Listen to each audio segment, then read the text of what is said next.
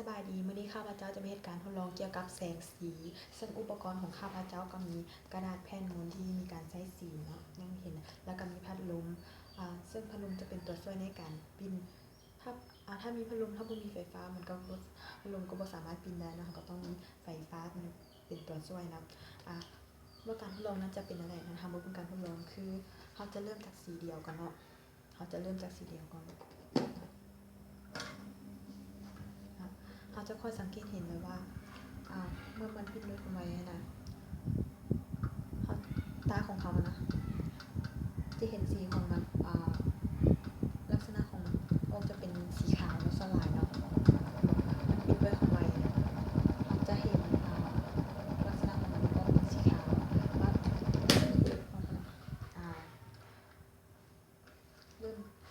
สีเดียวไปแล้วเนาะแล้วนี่เอากรณีสองสีเนาะมันจะเป็นสีเป็น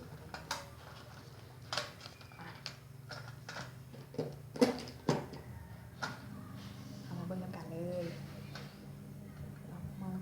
แต่ว่าเวลาปิ้นนะมันจะปิ้นคือกันเนาะเพราะว่าสีเดียวหรือสองสีเนาะจะปิ้นด้วยความสำคัญแต่บอกติดเกณฑ์อยู่ส่วนลายมันจะออกเป็นสีขาวเนาะเวลาเราเห็นเนาะเวลาปิ้นด้วยความวันนี้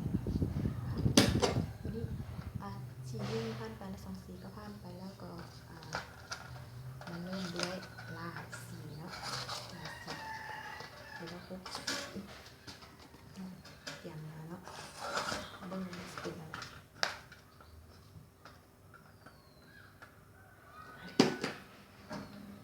เบิ่งกันเลยปิ้นด้วยความไวซ้ำกันกับสี1ลง2สีจังสังเกตเห็นว่าส่วนไหล่มันจะออกเป็นสีขาวส่วนไหล่มันจะออกเป็นสีขาวเนาะมาว่ากัน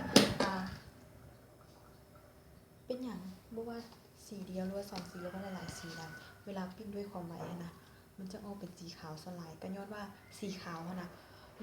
ล้วนแต่ประกอบมาจากหลายๆสีแล้ว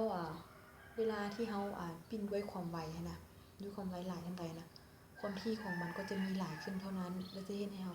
เห็นเป็นสีขาว